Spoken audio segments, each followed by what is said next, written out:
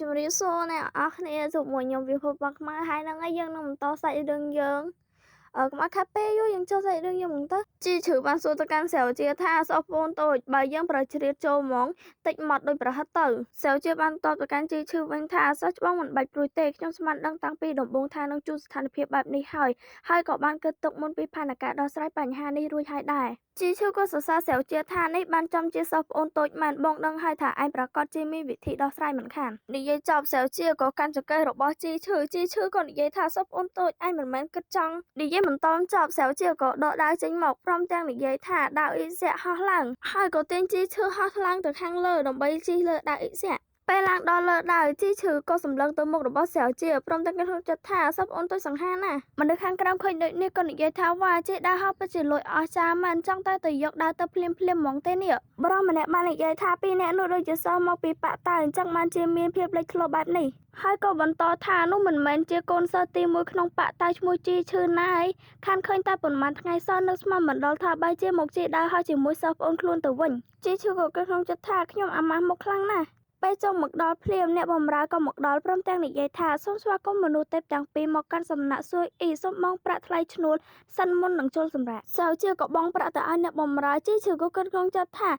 មិនអាចទេត្រូវបងប្រាក់ 10000 ដំឡឹងបងប្រាក់រួចអ្នកបម្រើក៏បាននិយាយថាអរគុណច្រើនមនុស្សទេពសូមអញ្ជើញមកតាមខ្ញុំទៅសម្រាប់នៅបន្ទប់ប្រណិតកាត់មកបន្ទប់ប្រណិតនៅសំណាក់សួយអ៊ីនជីឈឺក៏និយាយទៅកាន់សាវជាថាសិស្សប្អូនតូចទីនេះថ្លៃពេកហើយសាវជាក៏សួរទៅកាន់ជីឈឺថារឿងមួយក៏សិស្សច្បងចង់ដើរប្រជ្រៀតគ្នានៅក្រោមរហូតដល់សម្ប៉ាត់ដូចប្រហិតវិញជីឈឺក៏ឆ្លើយថាប៉ុន្តែទីនេះថ្លៃជ្រុលណាស់ដែលគ្រាន់តែសម្រាប់ផឹកតែអស់ប្រាក់ឡើង 10000 ដំឡឹងសាវជាក៏ឆ្លើយថាកុំបារម្ភអីខ្ញុំចំណាយប្រាក់ 10000 ដំឡឹងនេះមិនមែនសម្រាប់តែសម្រាប់នឹងផឹកតែប៉ុណ្ណោះទេជីឈឺលើបែបនេះក៏សួរទៅកាន់សាវជាថាអញ្ចឹងនៅមានការផ្ដល់ជូនអាហារមួយឈុតធំដល់ពួកយើងទៀតមែនបងកំពុងតែឃ្លានល្មមអ្នកបម្រើចូលមកដល់ក៏និយាយថាសុំទោសសុំរំខានបន្តិចឲ្យអ្នកទាំងពីរចាំយូរហើយដាក់ថានៅលើតុព្រមទាំងនិយាយថានេះគឺជាថ្នាំទិព្វលំដាប់កំពូលអាចជួយទប់ស្កាត់នឹងទឹកហើយនេះគឺជាស្លាកលេខរងចាំដែលអាចឲ្យឆាប់ដល់វេនលោកចាំពេលលើអ្នកខាងក្រៅហៅដល់ស្លាកលេខនេះទើបអាចលោកទៅស្រះវេទមន្តជ្រើសដើរទៅបានជីឈឺក៏សួរអ្នកបម្រើថាមិនក៏ទៅរកដើរទៅត្រូវការស្លាកលេខដែរអ្នកបម្រើក៏ឆ្លើយថាមនុស្សទេពនៅមិនទាន់ដឹងទេនៅក្នុងស្រះវេទមន្តមានចរន្តទឹកគួចលាក់បង្កប់ពិតជាគ្រោះថ្នាក់ខ្លាំងណាស់ដើម្បីការពារសុវត្ថិភាពគ្រប់គ្នាពួកយើងបានរៀបចំលក្ខខណ្ឌគតិដោយក្នុង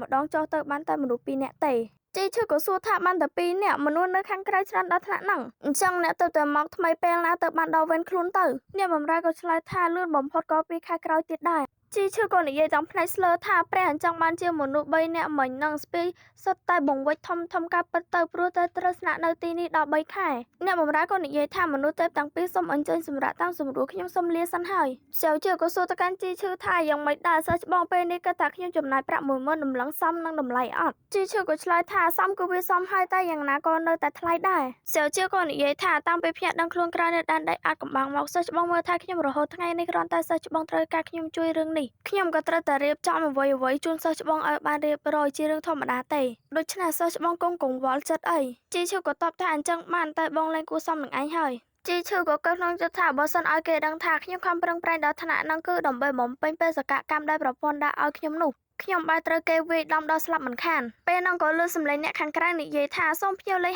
56អញ្ជើញធ្វើដំណើរទៅស្រះវេទមន្តដើម្បីជ្រើសរើសដើរទឹកជីឈឺកំពុងតែដេកលឺសំឡេងនេះហើយក៏សួរថាដល់បងហើយសិស្សប្អូនតូចបងទៅសិនហើយសាវជាក៏និយាយថាជប់សិនខ្ញុំជូនបងទៅក៏កាត់មកនៅពេលដែលពួកគេទៅដល់ស្រះវេទមន្តជីឈឺក៏កើតក្នុងចិត្តថាតាមរឿងដំណាលថាដើរទឹកនៅក្នុងស្រះវេទមន្តគឺសុទ្ធតែសេសសល់ពីវីរៈជនក្រោយពីបានស្លាប់ក្នុងសមរភូមិប្រយុទ្ធរវាងមនុស្សទេពនិងបិសាចទាំងនេះតំណាងឲ្យភាពអង់អាចក្លាហាននិងអានុភាពរបស់ពួកគេព្រមទាំងបន្តថាខ្ញុំមិនដឹងថាអាចទទួលបានដាវប្រភេទណាទេសាវជាក៏ហុចថ្នាំឲ្យជីឈឺព្រមទាំងនិយាយថាសិស្សច្បងសង្ឃឹមថាបងអាចរកឃើញដាវដែលស័ក្តិសមនឹងខ្លួនបងទៅចុះណាជីឈឺយកដៃពីថ្នាំរបស់សាវជាហើយក៏និយាយថាទុកចិត្តលើបងចាំមិនឲ្យប្រាក់1ដំឡឹងរបស់ឯងត្រូវចំណាយអត់ប្រយោជន៍នោះទេចាំបងត្រឡប់មកវិញណាហើយក៏ដាក់ថ្នាំចូលនៅក្នុងមាត់ក៏លោតទៅក្នុងទឹកជីឈឺនៅក្នុងទឹកក៏និយាយថាថ្នាំទល់នឹងទឹកមួយគ្រាប់នេះពិតជាខ្លាំងពូកែដល់ហើយមិនត្រឹមតែធ្វើឲ្យទៅទឹកសម្លៀកបំពាក់ទេថែមទាំងអាចដកដង្ហើមនៅក្នុងទឹកបានដូចត្រីអញ្ចឹងជីឈឺក៏ហាលទៅហាលមកទាំងសប្បាយចិត្តព្រមទាំងនិយាយថាមានសេរីភាពណាមានអារម្មណ៍ថាមហាសែនអស្ចារ្យសប្បាយលេងមែនតែនហ្មងណាប្រពន្ធចេញមកព្រមទាំងនិយាយថាឈប់លេងទៅប្រសិទ្ធភាពថ្នាំទឹកនោះមានរយៈពេលកំណត់កូនធ្វើឲ្យខ្ជិះខ្ជាយពេលលើកិច្ចការសំខាន់អី ជីឈឺក៏និយាយថាត្រូវហើយខ្ញុំត្រូវតែយកដើរទៅហើយក៏ហាលទៅក្រោមទៀតព្រមទាំងនិយាយថាដើរទៅទាំងឡាយឲ្យខ្ញុំមកហើយ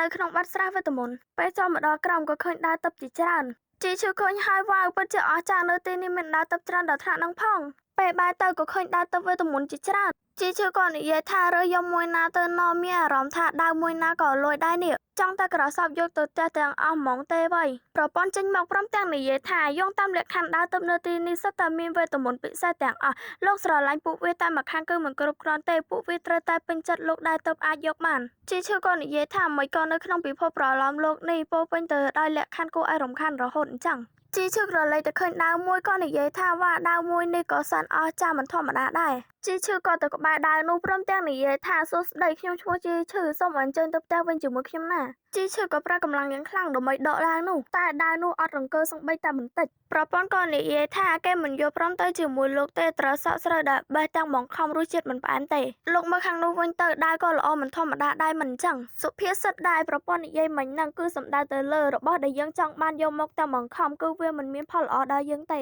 ហ្នឹងហើយចូលមកដល់សាច់រឿងយើងវិញជីឈឺក៏និយាយថាប្រពន្ធចង់និយាយពីដាវមួយនោះឬមើលទៅល្វត់ល្វន់ដូចមនុស្សស្រីអញ្ចឹងខ្ញុំអត់ចង់បានទេពេលហ្នឹងដាវនោះក៏ហមមកបុកជីឈឺក៏ស្រែកថាអាយ៉យជីឈឺក៏សួរថាអ្នកណាវាយខ្ញុំជីឈឺសម្ដងទៅមើលដាវនោះហើយព្រមទាំងនិយាយថាចម្លែកមែនវារត់មកដោយខ្លួនឯងវាបានយ៉ាងម៉េចហ្នឹងប្រពន្ធចេញមកព្រមទាំងនិយាយថាដាវមួយនេះពេញចិត្តលោកហើយលោកអាចយកវាទៅបានជីឈឺក៏និយាយថាខ្ញុំអត់ចង់បានទេដាវមួយនោះអត់សង្ហាសំបីតែបន្តិចខ្ញុំនៅតែចង់បានដាវមួយនេះជាងដែលធ្វើឲ្យដាវនោះស្ដាប់ឮហើយគឺខឹងតែម្ដងដាវនោះក៏ហោះមកចំពីមុខជីឈឺក៏សួរថានេះកាស្អីហ្នឹងប្រពន្ធក៏និយាយថាមើលទៅវាដូចជាទំនងខឹងលោកហើយដាវនោះក៏ដេញជីឈឺក៏និយាយថាឯងកុំចូលមកជីឈឺរបស់យើងក៏រត់ទៅមកប្រពន្ធក៏សួរជីឈឺថាលោករត់ធ្វើអីយកវាទៅវិញជាមួយទៅវាចាប់រឿងបាត់ទៅហើយមិនអញ្ចឹងជីឈឺក៏និយាយថាអត់ចង់ខ្ញុំមិនចង់បានដើរល្វត់ល្វន់បែបហ្នឹងទេគេក៏កាត់ឲ្យយើងឃើញក្រោយមកទៀតជីឈឺក៏និយាយទៅកាន់ដាវនោះថាឈប់សិនជីឈឺក៏និយាយទាំងញ័រថាខ្ញុំលែងរត់រួចហើយខ្ញុំសុំចោះចាញ់ជីឈឺក៏និយាយទៅកាន់ដាវនោះថាឆាប់មកខ្ញុំយកឯងត្រឡប់ទៅវិញជាមួយគ្នាបាននៅប៉ុណ្ណឹងដាវនោះក៏ហោះចូលមកក្នុងដៃជីឈឺពេលហ្នឹងក៏មានពន្លឺចេញពីដាវនោះដែលធ្វើឲ្យជីឈឺបាក់ភ្នែកធំហើយក៏មានចំហាយវៃម្យ៉ាងចូលមកក្នុងខ្លួនជីឈឺដែលធ្វើឲ្យជីឈឺមានការឈឺចាប់ប្រពន្ធក៏សួរថាលោកម្ចាស់លោកកាត់អីហ្នឹងជីឈឺក៏និយាយថារាងកាយខ្ញុំឈឺណាស់ដូចត្រូវគេចាប់ហែកអញ្ចឹងជម្រាបលាអ្នកនររឿងយើងមកដល់ទីបញ្ចប់ហើយនឹងចុងក្រោយក៏សូមអរគុណដល់អ្នកនរគ្នាដែលបានគាំទ្រខ្ញុំហើយហ្នឹងហើយគឺរឿងនេះគឺខ្ញុំតែងតែបូកពីភាពបញ្ចូលគ្នាបានរៀងយូរប៉ុណ្ណឹងពួកអីបើសិនជាអត់បូកពីភាពបញ្ចូលគ្នាទៅគឺថាបានតិចតែហ្នឹងហើយចុងក្រោយក៏សូមអរគុណបងប្អូនដែលបានគាំទ្រខ្ញុំរហូតមក